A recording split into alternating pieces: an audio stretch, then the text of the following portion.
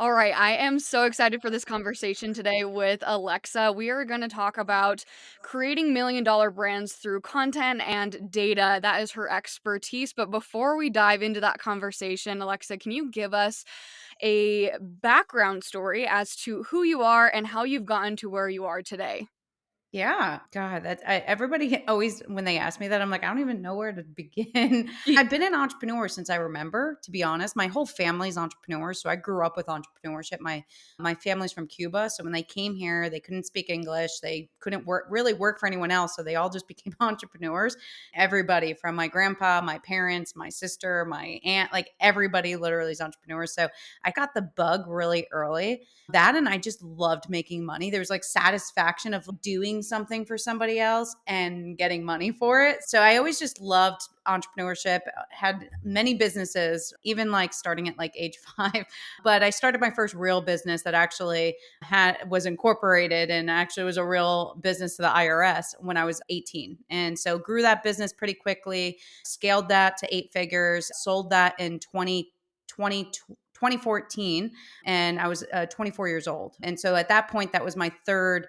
It was my first company exit, but it was my third actual exit that I had. And then I had a fourth and a fifth pretty quickly after that. So, yeah, Can I interrupt you really yeah. quick? What are those businesses? I'm so curious. What were you doing? Were you selling products, services? What were those businesses?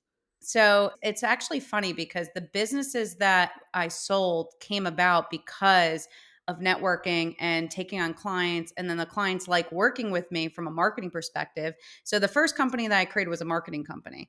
And it was like in that Facebook era where Yeah. nobody really knew what it was and they didn't know what content was, personal brand, like that nobody knew what they were doing to make money on social. Yeah. And I was a young kid and I like figured it out. I figured out what the problem was, and then I started networking, taking on clients, helping them build websites and social and what have you.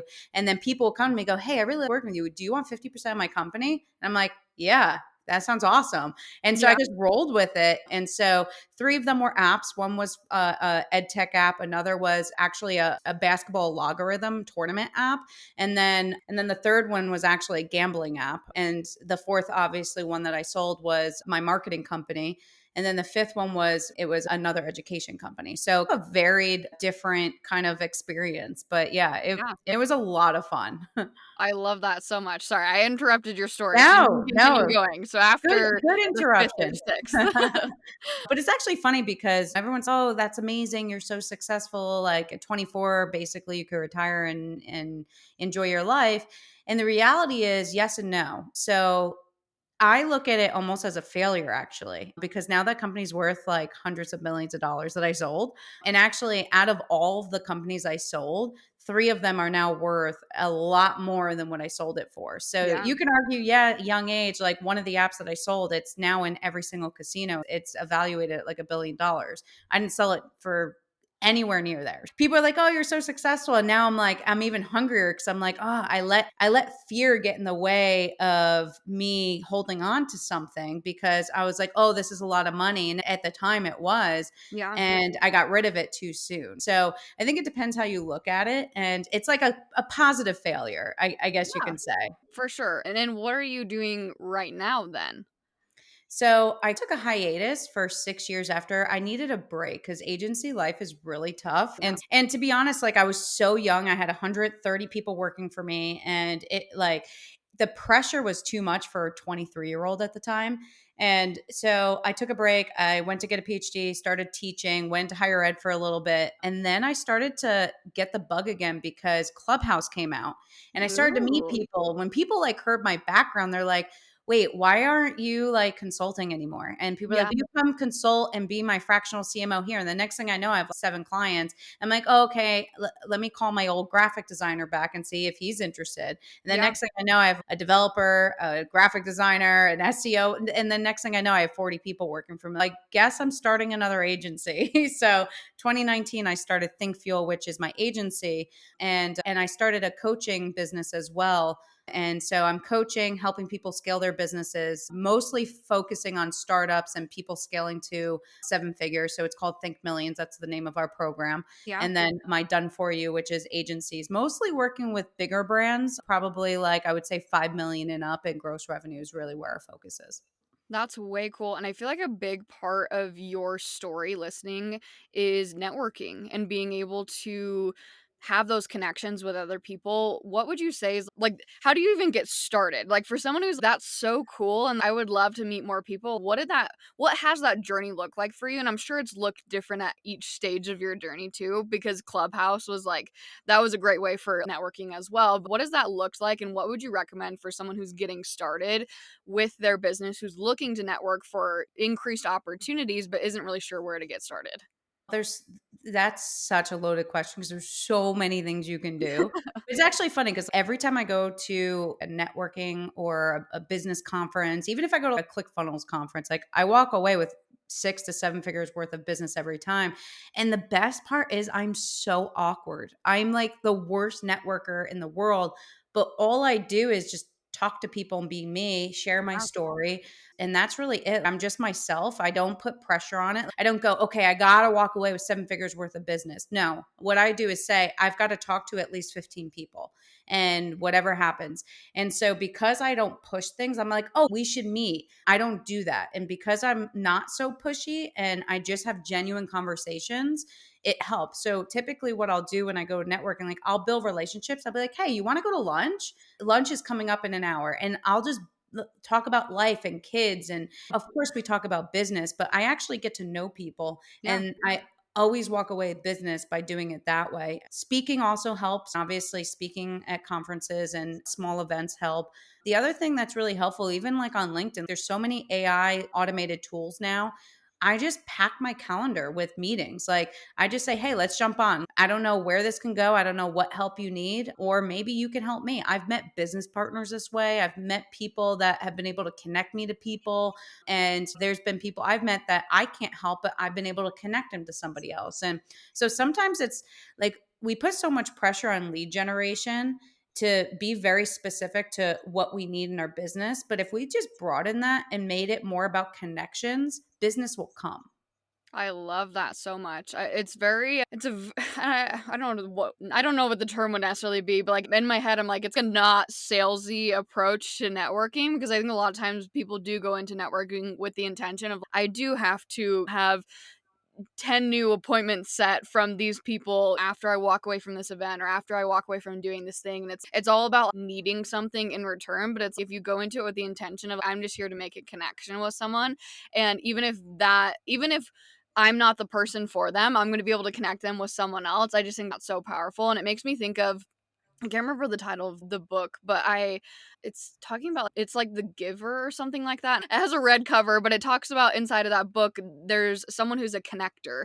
And this person goes through the entire journey in this book, and he's meeting all these different people, and all these different people know this one connector. And it's just like this person who has networked with all these different people and connected these different people. And it's just that was basically the entire like motto of the book is just how powerful networking and collaboration is. So I love your approach and take on that. Something else that I was pulling from your story and something that you even mentioned as well is a lot of people will listen to you and listen to your story and they'll think, oh my gosh, that's mega successful. But like in your head, you were seeing that as what you considered a positive failure. And I love that approach to failure. And I just love your perspective in general because I think so many entrepreneurs are afraid of failure. And I basically want to ask you is what have you learned about failure on your journey and why has it played a vital role in your success? Yeah, it's actually what I spoke about in my TEDx, all about failure, because I people hear the word failure and they automatically think it's a negative thing. I Yeah. look at it as such a positive thing because if you're failing, it means you're trying. And a lot of people don't fail because they don't actually try. And so for me, I look at it like, how can I build off my failures? I'm okay taking 3 steps back as long as I take 10 steps forward. Yeah. And so I call it the power of modification, and it's my trademark philosophy that I have lived by my entire life. And it all came about because one day one of my students, she was like, Doc, why are you so successful? And I looked, I'm like, you know, I'm successful because I work hard, I surround myself with the right people. And my student goes, no, I'm not talking about business. Like, you're so successful in life. Like, you have so many friends, your family, your daughter's amazing. And I took a step back and I'm like, why? And it's because I've always broken the rules. I've always gone against what society says to do. I've always gone against what everybody said. And that's why I'm a good marketer, because all the trends are going this way and I'm going the other way. And I'm trying to find the ways that no one is doing it. And to me, it's you can't do that unless you are making mistakes and going in sometimes the wrong direction. But sometimes you go down like this incredible path that then leads you to this amazing opportunity. And so that's how I look at it, that some of the biggest mistakes that I've made have actually led to amazing partnerships. Perfect example, I took on this project that ended up being a big bust, and it was for a celebrity. I'm not going to mention which one, but the celebrity was a little bit of a pain, but and the project just ended up busting because they had a very specific thing in their head that they wanted for this project. And through this project, even though the project bombed and it's a failure, really, and not so much to me or my team's fault, it's just whatever, but one of the partners ended up loving working with me and then said, hey, I have another project, do you want to come work with me on it? Yeah. And we just got a $30 million evaluation in 6 months off that project now that I'm partners in. And so that failure now has turned into a great business opportunity that we just got into Costco, we just got into Target, and it's something I'm really passionate about. It's plant-based. Remember like Lunchables back in the day? Yeah. So Lunchables, Rice Krispie treats. We basically took that and made them much healthier and plant-based. And so it's a company called Mighty Yum, and we built out the whole brand. And now I'm part of this because of that failure, right? So it's all how you look at it. You're going to I love fail. It's not a matter of if; it's a matter of when. I love that so much. It's total perspective shift as like almost it's almost like instead of seeing the failure as like a closed door, it's like actually that failure is an open door to a new opportunity and leading you to a new path. I love that so much. I feel like this ties into the conversation too around like where do you see a lot of business owners go wrong when it comes to making money? I think that part of that could be the fact that a lot of business owners go wrong because they see failure as the closed door. So that could be part of that conversation too. But is there anything else that comes to mind around that question of where do you see a lot of business owners go wrong when it comes to not just making money, but like making a lot of money? Yeah. 98% of businesses fail within the first 5 years. 98%. It's a crazy statistic. Only 2% make it to seven figures on top of that. So, of the 2% make it 7 figures. So, the statistics are very small. And from at this point, I've coached hundreds of people. And at different levels, I see different things. Getting off the ground, I see a majority of people don't have the right skill sets. They don't want to learn the right skill sets or take the time to learn the right skill sets, or they underestimate how difficult it is and how much effort you have to put in, or confidence. I would say Yeah. those are like the main things from like the ground level that I see. And part of the confidence is that it's new, but Yeah. instead of looking at it like I'm not good enough or I don't have the right skill sets, how about take it in chunks? And especially if you're brand new and this is your first business, going from like a 9 to 5 where you have a skill set to running a business is very different. You're the accountant, you're the lawyer, like you have to learn how to do everything. Yeah. And when you're in a 9 to 5 or you are in a specific job, typically you only have to do that one job. Now you have to do that job and then run a business on top of it. So I would say give yourself a little grace. It's not easy, it's hard.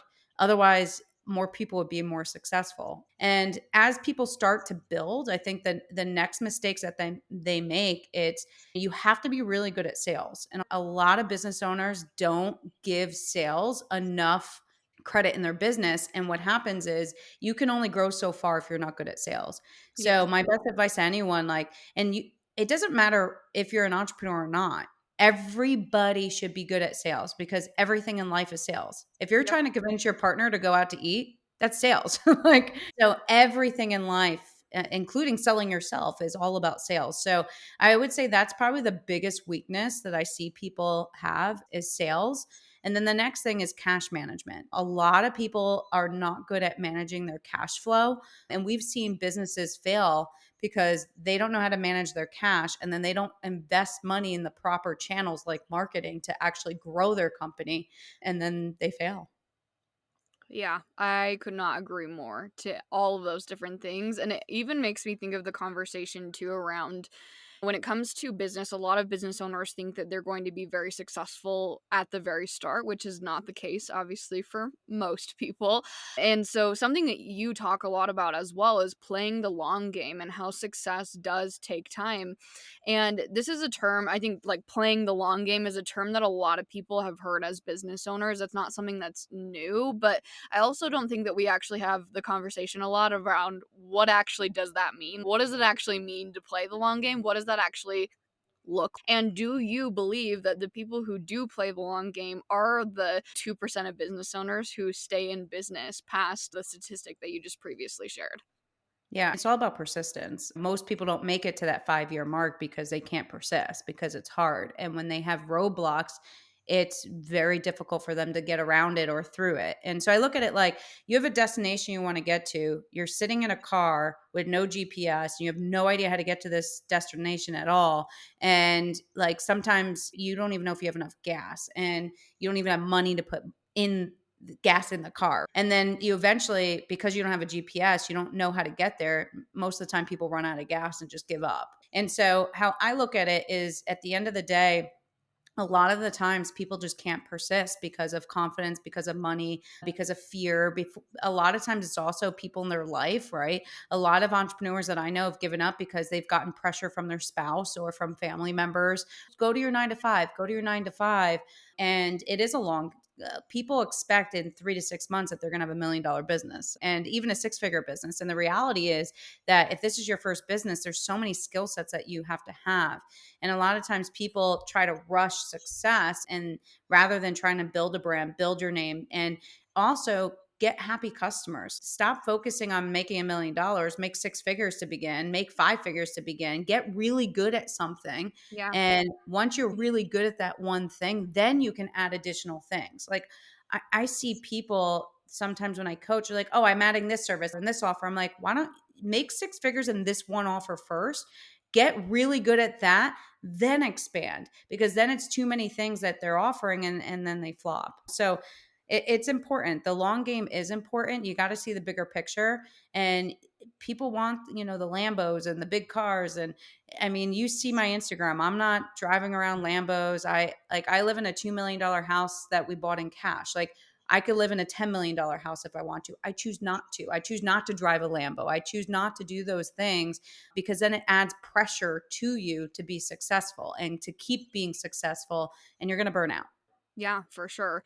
I was at a Kajabi conference just a few months ago, and Graham Cochran was one of the speakers, and he was talking about, he said something along the lines of, I'm not the best in my industry. I'm nowhere near the best, but I've been able to get to this, like, what would be considered a top spot in terms of the industry simply because I've outlasted all of my competitors. And he said, all of my friends who started their businesses at the same time as me, who were doing similar things as me, and we'd collaborate and do all these things together, they've all dropped off. They're no longer in business anymore. And the reason why I'm still here is because I've been playing the long game. And he's again, it's not because I'm the best at what I do, it's because I'm persistent. And so I love that. And something else that came to my mind as you were talking about how people think a lot of times that they need to add on all these different things to be successful, whereas they should really just focus in on one thing. There's a quote that you've said, and it says, you've said this, you can never help everyone, but you can always help someone. Can you expand on what you mean by that and how that applies to making money? Yeah. So the reason why I said that was because a lot of times I have young entrepreneurs or new entrepreneurs that lose their confidence. Yeah. And they say, I don't know how I could be an entrepreneur. I don't know how I can help anybody. I'm not skilled. And it actually stemmed from, I had a 17-year-old that I was coaching, and he was like, how can I help someone? I said, I was 17 and I started a business and helped someone. You got to get really good at skill. I said to him, I'm like, first start by offering free services. Get an internship, get some clients that you're just going to help for free for a couple months, right? Yeah. Do DoorDash for all I care, or Uber Eats to make some money to live, but build your skill set in one thing. Maybe it's lead generation, maybe it's content creation, what social media, whatever it is, get Yeah. really good at one thing, build that up, and then you start charging as you get proof of concept. And so I said that because a lot of times I run into entrepreneurs that are like, 9 to 5 is not for me. My old boss sucked. And now I'm trying to find my way as an entrepreneur, but I don't know what to offer. And I'm not good at anything. You're always good at something. You Yeah. could always help someone. And a lot of times we try to compare ourselves to other people, and you just can't do that. Everybody can help somebody out there. I love that so much. And something else that it makes me think of is there's so many people who are like, I just want to do all of the things. And something else that you talk a lot about as well is the data aspect of things, of like when you go and do something, how important it is to then not necessarily take a step back, but take a pause on things, like look at the data and make sure that what it is that you're doing is actually moving you to where you want to go. Can you talk a little bit more about that as well, especially for people who are at the start of their businesses? What does that actually look like? How often do you recommend doing that, where you're like taking a step back, you're actually looking at the data and using that information to really drive you towards your goals? Yeah, so many people don't do this and they don't look at the basics. Like I had a client that recently I went through their QuickBooks and I was like, what is this? What is this? What is this? And it's, oh, it's this software, that software. I'm like, what is it doing for you in your business? I don't know. And Yeah. by the time we were done, it was like $1,000 a month of just wasted money. And there's looking at it from a fiscal perspective, and then there's looking at it from like a lead gen marketing perspective and looking at that kind of data. And it's also looking at your client success too. Like, how often is everybody that has client work actually looking at data to see, hey, am I actually helping my client? If not, then maybe I have to change and revert. And so these are all things like surveys and things you can do, because at the end of the day, it costs more to get a new client than to keep a client. And so it's important to not just understand from a marketing from the top of your funnel, but also in your funnel, what's working, which means you have to go collect data, aka go ask your clients if they're happy. So there's so many different things in your business that you have to look at from a data perspective. And sometimes business owners are, especially in the beginning, because you're everything. You're the lead gen person, you're the salesperson, you're the social media person, you're this person, Yeah. you're that person, you're doing everything. You don't have time to take a step back to look at it, but you got to make time. You've got to put it on your calendar. You got to make time to look at these things because it's so important for the success and for the longevity and the persistence to stay ahead of everyone else while everyone else isn't, right? Yeah, for sure. I don't know if there's necessarily an answer to this question, but I'm going to ask it anyways. Is there questions where you're like, you should be asking these questions like monthly or quarterly, whatever that is? What are some main questions that people should be asking as entrepreneurs, like pretty consistently, to make sure that they are on track and that they are looking at the data? Yeah. And I actually think it's to yourself.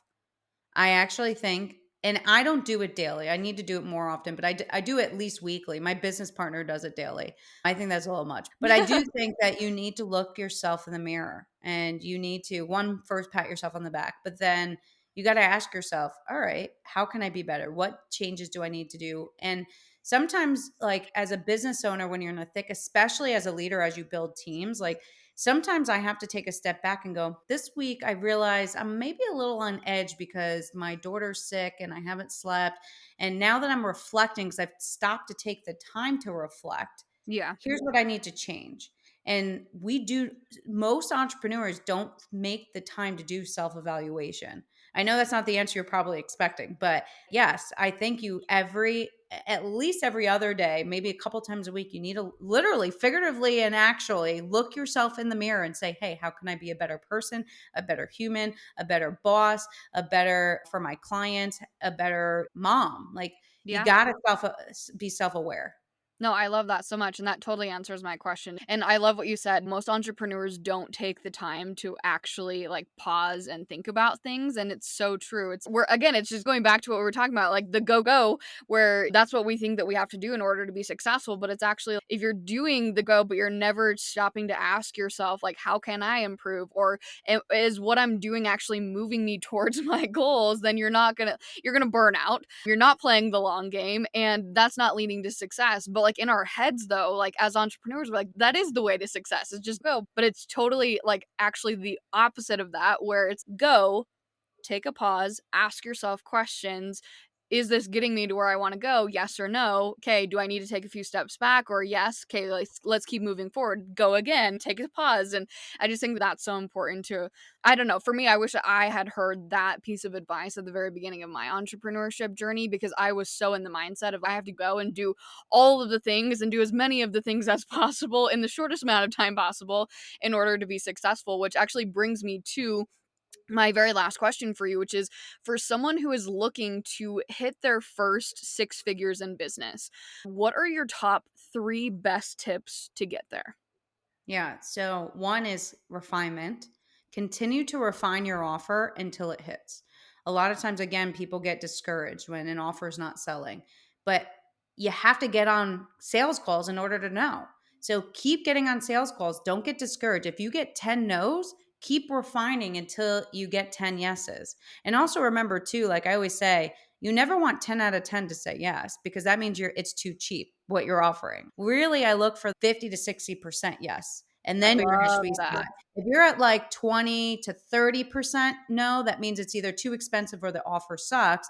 But if you hit 50, 60%, you're hitting the sweet spot because you know that you're good at sales and the price is perfect. So don't look for 100%.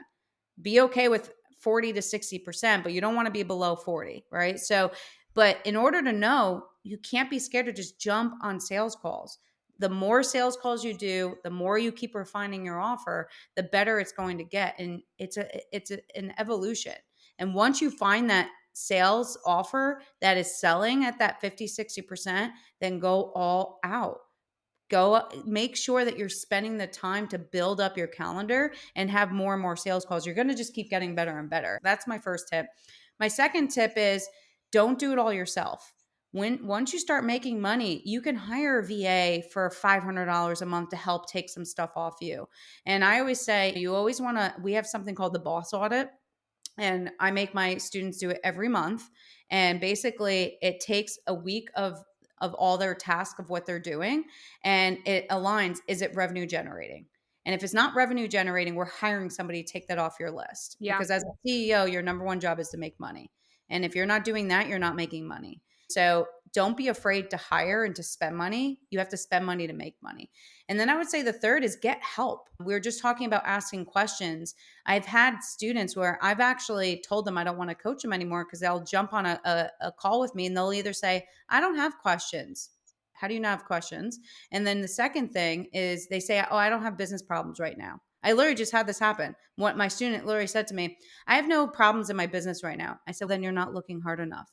There's always problems in your business, no matter who you are, how good you are. I have problems in my business. And if I Yeah. ever jumped on the phone with my coach and said, I don't have questions today, then that just means I'm not looking for the questions. So always have somebody to help you that's been there. Why are you sitting in the car with no GPS? Go get a GPS. It'll help you get there faster. Wow, that was like mic drop, perfect ending to this episode. That was so good. I just took so many nuggets from that. I'm like, I need to listen back on that 3 or 4 times. I love that so much. Okay, for anyone who's wanting to connect with you on a I don't know why I keep saying this at the end of my episodes, on a deeper level, as if this wasn't a deep level. But what I mean is, if anyone's wanting to connect with you off of the podcast, where can they connect with you? Where can they find you? And what offerings do you have as well? Yeah, yeah. So you can go to thinkmillions.com and that's our coaching program that we have and alexadagostino.com if you want to learn more about me. And yeah, we offer done for you and done with you services. So we're experts in marketing, lead generation, advertising, website development, branding, all of the good stuff. So we're helping on both the startup side and the more sophisticated businesses that are out there already creating revenue and we're experts in scaling. That's what we love to do every day. So happy to help anybody. I love that so much. Thank you so much for being here and sharing all of your wisdom and knowledge with us. Thank you.